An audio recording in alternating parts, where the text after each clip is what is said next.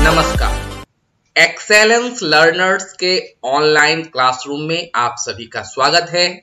और आज इस क्लास में बात होगी बात अठन्नी की।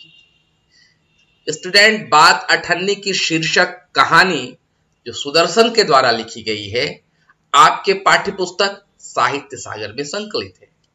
बात अठन्नी यूं तो है तो एक बड़ी छोटी सी कहानी, लेकिन इस कहानी के अंदर सुदर्शन ने बहुत ही ज्वलंत प्रश्न को रेखांकित किया है। बहुत पहले यह कहानी लिखी गई थी सुदर्शन के द्वारा, परंतु इस कहानी में जो विषय वस्तु उठाए गए हैं वह अब भी हमारे लिए उतने ही महत्वपूर्ण हैं। तो आइए आज इस कहानी बात अठन्नी की बात करेंगे अपने चैनल एक्सेलेंस लर्नर पर।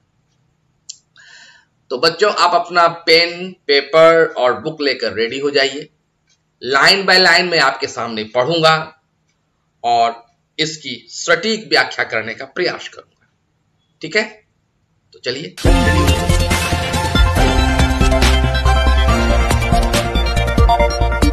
बच्चों, सुदर्शन, जिनका वास्तविक नाम था बद्रीनाथ, इनका जन्म हुआ था सियालकोट में और यह सियालकोट अब पाकिस्तान में है। सुदर्शन भी प्रेमचंद की तरह इनकी शुरुआती कहानी उर्दू में प्रकाशित हुई और बाद में इन्होंने हिंदी में लिखना शुरू किया। सुदर्शन की कहानियों का जो मुख्य लक्ष्य है वह है समाज को स्वच्छ और सुदृढ़ बनाना। इस कहानी में भी समाज की जो एक कुरीतियां हैं, एक अमीर और गरीब के बीच का भेद और भ्रष्टाचार, इस बात को बड़े ही सुंदर और कलात्मक ढंग से सुदर्शन ने अपनी कहानी बात अठन्नी में उकेरा है। तो आइए शुरू करते हैं कहानी को। रसीला इंजीनियर बाबू जगत सिंह के यहाँ नौकर था। 10 रुपया वेतन था। गांव में उसके बूढ़े पिता, पत्नी, एक लड़की और 2 लड़के थे। इन सब का भार उसी के कंधे पर था। तो कहानी के शुरुआत में ही सुदर्शन ने इस कहानी का मुख्य पात्र जगत सिंह को हमसे परिचित कराया। यह जगत सिंह कौन है? जो एक रसीले से परिचित कराया है। जगत सिंह के साथ साथ यह रसीला इंजीनियर बाबू जगत सिंह के यहाँ नौकर था और उसकी वेतन थी 10 रुपये। यह उस जमाने की बात है जब 10 रुपये का भी कुछ न कुछ महत्व था। और वह गांव में उसका घर है रसीला का, लेकिन रहता है शहर में रोजी रोटी कमाने के लिए। और गांव में उसके बूढ़े पिता, पत्नी, एक लड़की और 2 लड़के हैं। यह है पूरा उसका परिवार रसीला का। इन सब का भार उसी के कंधे पर था। मतलब कि पूरे परिवार में वही एक व्यक्ति था जो कमाई कर रहा था। वो सारी तनख्वाह घर भेज देता, पर घर वाले का गुजारा न हो पाता। तनख्वाह, देखिए, यह एक शुद्ध उर्दू शब्द है और तनख्वाह मतलब होता है वेतन, जिसे हम कहते हैं इंग्लिश में सैलरी। वो सारी तनख्वाह जो थी अपने घर पर भेज देता, लेकिन उसके लिए तो सारी थी, पर घर वाले के लिए उससे कुछ नहीं हो पाता था। पूरी तौर से गुजारा नहीं हो पाता था। उसने इंजीनियर साहब से वेतन बढ़ाने की बार बार प्रार्थना की, पर वह हर बार यही कहते, अगर तुम्हें कोई ज्यादा दे तो अवश्य चले जाओ, मैं तनख्वाह नहीं बढ़ाऊंगा। जब व्यक्ति का घर का गुजारा नहीं हो रहा था तो शर्तियां रसीले ने इंजीनियर साहब से दरख्वास्त की, गुजारिश की, रिक्वेस्ट किया कि उसका जो वेतन है वो थोड़ा बहुत बढ़ा दिया जाए। लेकिन सीधे 2 शब्दों में इंजीनियर साहब ने कह दिया कि वेतन नहीं बढ़ाया जा सकता। हाँ, अगर वो चाहे तो कहीं और जाकर नौकरी ढूंढ सकता है। बड़ी ही विषम परिस्थिति में रहा होगा वो रसीला। वह कौन सोचता? रसीला सोचता, जी, इतने सालों से हूं, अमीर लोग नौकरों पर विश्वास नहीं करते, पर मुझ पर यहां कभी भी किसी ने संदेह नहीं किया। यहां से जाऊं तो शायद कोई 10-12 रुपये दे दे, पर ऐसा आदर न मिलेगा। जी, तो रसीले के पास एक ऑप्शन था कि वह कहीं जाए तो उसे नौकरी मिल सकती है और यह भी संभावना थी कि यहां से 1-2 रुपये ज्यादा उसे मिलेंगे। लेकिन बहुत दिन कहीं काम करते करते उस जगह से उसे लगाव सा हो गया था और उसकी यह सोच भी हो गई थी कि शायद यहाँ के लोग उससे प्यार करते, उस पर संदेह नहीं करते। तो यहाँ गरीब और अमीर के बीच का जो एक भेद है बड़े सुंदर ढंग से सुदर्शन बता रहे हैं कि अमीर लोग कभी भी गरीब के ऊपर विश्वास नहीं करते, यह उनका नैतिक गुण हो जाता है। खैर देखिए कहानी अब आगे बढ़ रही है। जिला मजिस्ट्रेट शेख सलीमुद्दीन इंजीनियर बाबू के पड़ोसी रहते थे। देखिए यह नाम है शेख सलीमुद्दीन, एक पात्र है यहाँ जो क्या है जिला मजिस्ट्रेट थे, जैसे आप कभी कहते हैं डिस्ट्रिक्ट जज। वे जिला मजिस्ट्रेट थे और इंजीनियर बाबू के पड़ोस में रहते थे। उनका चौकीदार मियां रमजान, जो मजिस्ट्रेट साहब हैं, उनके यहाँ का जो चौकीदार है, चौकीदार मतलब गेटकीपर जैसे आप कहते हैं, वह कौन है? रसीला और रमजान। और रमजान और रसीले में काफी गाढ़ी मित्रता थी। दोनों घंटों साथ बैठते, बातें करते। शेख साहब फल के शौकीन थे। यह प्रश्न कभी कभी आता है। शेख साहब फल के शौकीन थे, रमजान रसीले को फल देता था। इंजीनियर साहब को मिठाई का शौक था, तो रसीला रमजान को मिठाई देता था। मतलब अपने अपने मालिक के यहाँ जो कुछ उसे मिलता, ये दोनों मिल बांट कर खाते। यह दिखाई दिया जा रहा है, यह बताया जा रहा है कि संसार में दो ही जातियां होती हैं, गरीब और अमीर, जो कार्ल मार्क्स कहा करते थे। इस बात को यहाँ पर प्रदर्शित कर रहे हैं सुदर्शन कि इन दोनों में, चूंकि एक हिंदू है एक मुसलमान है, लेकिन दोनों का आधार गरीबी से जुड़ा हुआ है, इसलिए दोनों में मित्रता है, अपने सामान को बांट कर खाते हैं। फिर देखिए आगे आगे क्या होता है। एक दिन रमजान ने रसीले को उदास देखकर कारण पूछा। पहले तो रसीला छिपाता रहा, फिर रमजान ने कहा कोई बात नहीं तो खाओ सौगंध। एक दिन की बात है, दोनों मिलते और उस दिन कुछ खास था। रसीला जो है वह थोड़ा उदासी में है और उसकी उदासी को देखकर रमजान ने पूछा बता भाई बात क्या है। लेकिन रसीला है तो गरीब, लेकिन संकोची भी है। वह कोई बात अपने कष्ट की बात, अपनी परेशानी वह साधारणतः किसी के सामने नहीं सुना रहा है। इसलिए रमजान कहता है सौगंध खाओ। सौगंध खाओ मतलब कसम खाओ कि तुम्हें कोई भी दिक्कत नहीं है। रसीला ने रमजान का हठ देखा तो आंखें भर आई। देखिए यह मुहावरा है, इसका मतलब है रोने जैसा हो जाना। तो जब रमजान का यह हठ देखा कि रमजान जानना चाह रहा है कि उसके उदासी का कारण क्या है, तो यह हठ भरा प्यार देखकर रसीला रोने को हो गया। बोला घर से खत आया है, बच्चे बीमार हैं और रुपया है नहीं। खत मतलब होता है पत्र। उस जमाने में अपना आदान प्रदान जो होता था, दूर दराज के जो लोगों से अपने विचारों को जो आदान प्रदान करते थे, उसका सटीक माध्यम खत मतलब चिट्ठी ही हुआ करता था। तो घर से उसने बताया है कि खत आया है, पत्र आया है और घर में बच्चा बीमार है और रुपया नहीं है ना। कहा भी जाता है कि बीमारी गरीबी का सहचर होता है। अगर गरीबी है तो कहीं न कहीं से वह बीमारी को भी ढूंढ लाता है। ऐसा ही कुछ रसीले के साथ हो रहा है। तो रमजान सलाह देता है कि मालिक से पेशगी मांग लो। देखिए फिर ये उर्दू शब्द पेशगी का मतलब होता है एडवांस, है ना। तो एडवांस मांगने की बात यहाँ पर सुदर्शन कह रहे हैं अपने रमजान के माध्यम से, कि रमजान कह रहा है कि रसीला से कि कुछ एडवांस मांग लो। कहते हैं एक भी पैसा ना दूंगा। अब देखिए कैसा हुआ कठोर हृदय इंजीनियर साहब रहे होंगे।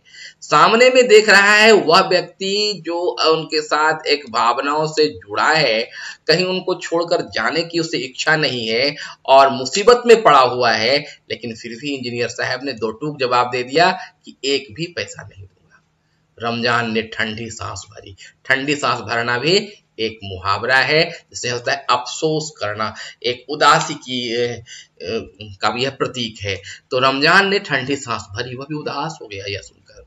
उसने रसीले को ठहरने का संकेत किया और आप कोठरी में चला गया। फिर क्या हुआ, जब उसने समझ लिया कि उसके मालिक जिसके वहां नौकरी कर रहा है वहां से कुछ भी मदद मिलने की आशंका है ही नहीं, तो वह उदास हो गया और इशारे में कहा थोड़ी देर रुको, और यह कहकर वह अपने रूम के अंदर चला गया, कोठरी में चला गया।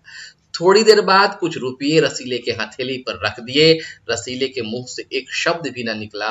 सोचने लगा, बाबू साहब की मैंने इतनी सेवा की पर दुख में उन्होंने साथ न दिया। रमजान को देखो, गरीब है परंतु आदमी नहीं देवता है, ईश्वर उसका भला करे। देखिए कितनी गाढ़ी और अंतर आत्मा से जुड़ी इन दोनों की दोस्ती है।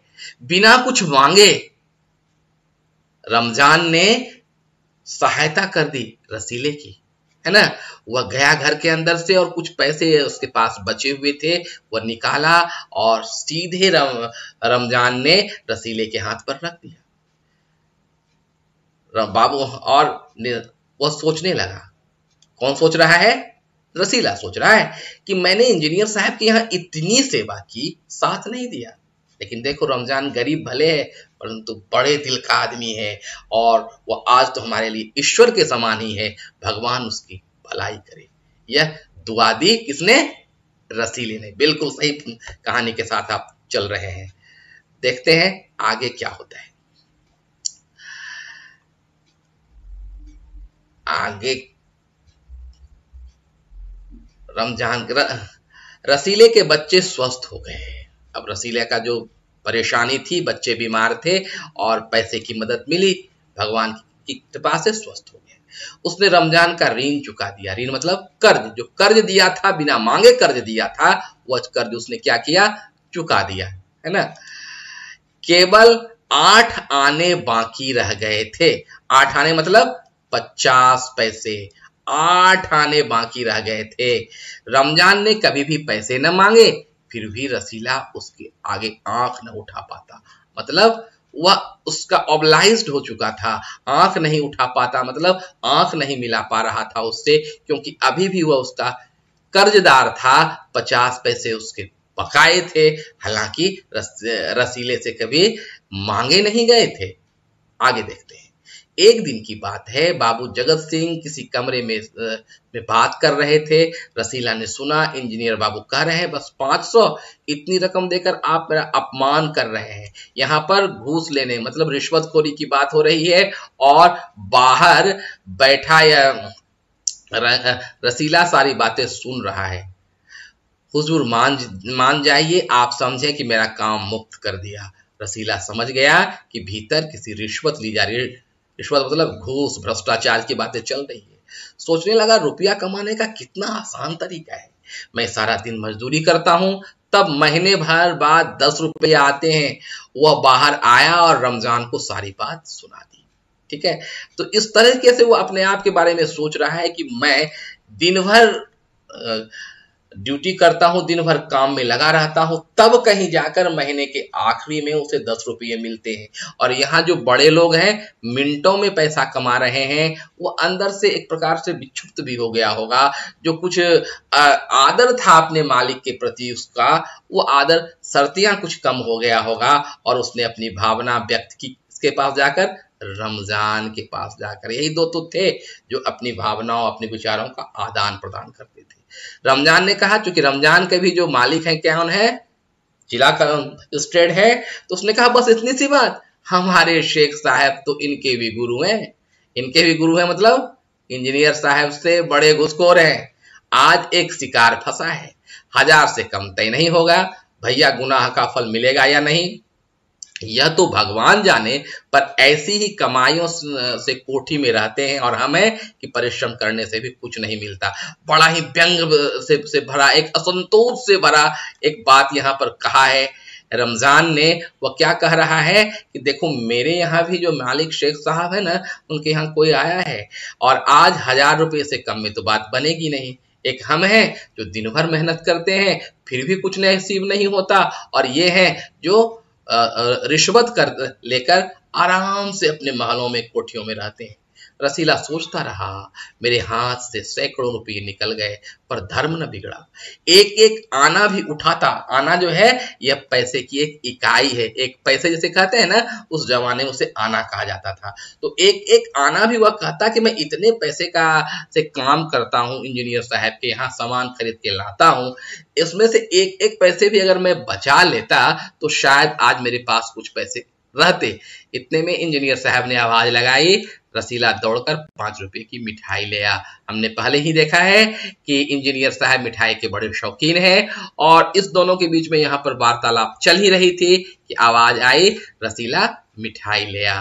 रसीला ने 4.5 रुपए की मिठाई खरीदी और रमजान को अठन्नी लौटाकर समझा कि कर्ज उतर गया।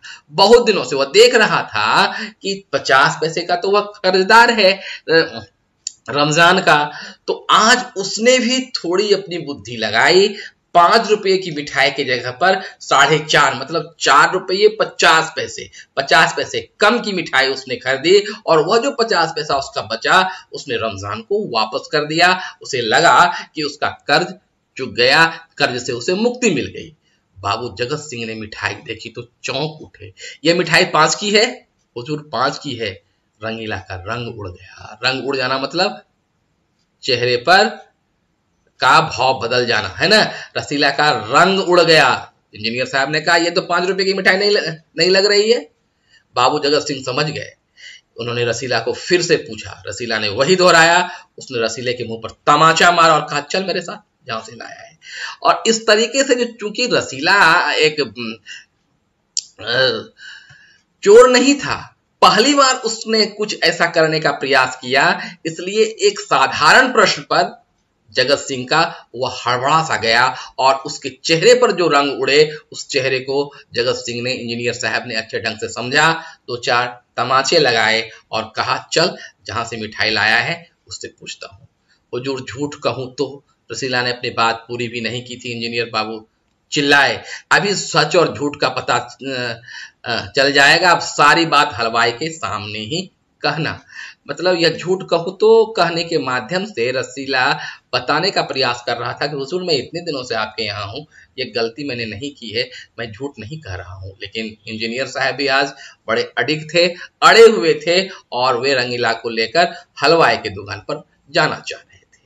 अब कोई रास्ता बचाना था। वो बोला, माई बाप गलती हो गई, इस बार माफ कर दो।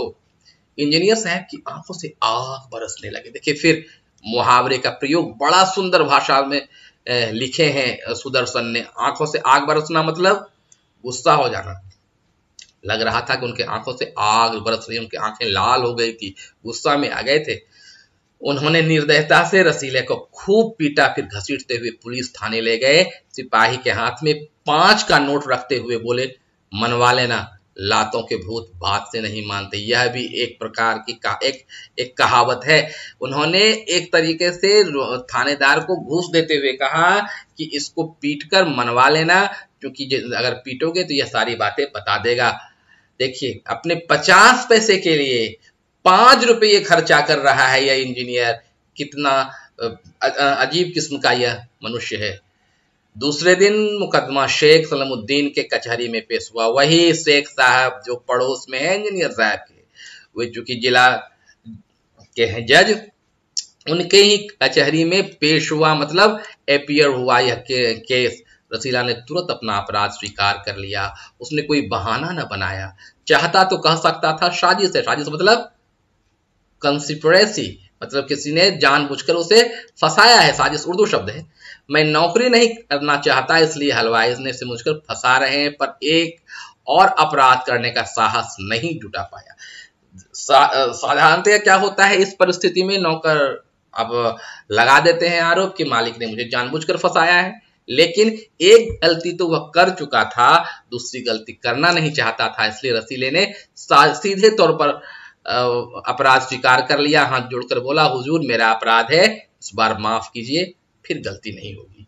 शेख साहब न्याय प्रिय आदमी थे। यह न्याय प्रिय शब्द में भी एक व्यंग दिखाई पड़ रहा है, क्योंकि कुछ देर पहले हमने देखा था कि शेख साहब के यहाँ कोई आदमी आया था उन्हें रिश्वत देने के लिए, लेकिन यहाँ पर न्यायप्रिय शब्द लिखकर सुदर्शन मानो उनकी प्रीता का उपहास कर रहे हैं, उसका मजाक बना रहे हैं।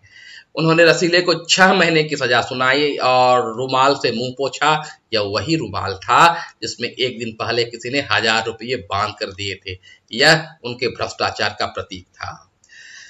फैसला सुनकर रमजान की आंखों में खून उतर आया। खून उतर आया मतलब गुस्सा आ गया। मन तो कर रहा था कि मार दें या मर जाएं। ऐसी जब भावनाएं आती हैं तो उसे कहा जाता है खून उतर जाना। यह भी एक मुहावरा है। सोचने लगा, यह दुनिया न्याय नगरी नहीं, अंधेर नगरी है। चोरी पकड़ी गई तो अपराध हो गया। असली अपराधी बड़े बड़े कोठियों में बैठकर दोनों हाथों से धन बटोरते हैं, उन्हें कोई नहीं पकड़ता। समाज में व्याप्त जो भ्रष्टाचार है, इसके ऊपर बड़ा कठोर शब्दों का प्रयोग किया है सुदर्शन ने, और कहते हैं वास्तविक चोर तो घरों में रहने वाले हैं। रमजान घर पहुंचा। एक दासी ने पूछा, रसीला का क्या हुआ? 6 महीने की कैद। अच्छा हुआ, वो इसी के लायक था। रमजान ने गुस्से में कहा, यह इंसाफ नहीं, यह अंधेर है। सिर्फ एक अठन्नी की ही तो बात थी। रात के समय जब 1500 के चोर नरम गद्दे पर मीठी नींद ले रहे थे, अठन्नी का चोर जेल की तंग अंधेरी कोठरियों में पछता रहा था। तो यह अठन्नी चुराने की उसे अजब सी एक सजा मिली थी। बच्चों, चोरी किसी भी हालत में सराहनीय नहीं है, लेकिन अगर 8 आने का चोरी करने के जुर्म में 6 महीने की सजा हो सकती है रसीले को, तो बाकी जो लोग इतने इतने पैसे का घुसखोरी करते हैं, भ्रष्टाचार बढ़ाते हैं, उनके लिए क्या किया जाए, यह बात सुदर्शन हमसे पूछना चाह रहे हैं। और समाज में व्याप्त भ्रष्टाचार और गरीबी को बड़े सुंदर ढंग से उकेरा है। तो यह कहानी तो आपको बिल्कुल समझ में आ ही गई होगी, इतना मुझे पक्का विश्वास है। सुदर्शन की भाषा काफी उत्कृष्ट, मुहावरों से भरी हुई और उर्दू शब्द का बहुत ही सहज ढंग से प्रयोग किया गया है। ठीक है, तो मिलते हैं अगली बार किसी नए कहानी, किसी नए संदर्भ के साथ। आज के लिए इतना ही। धन्यवाद।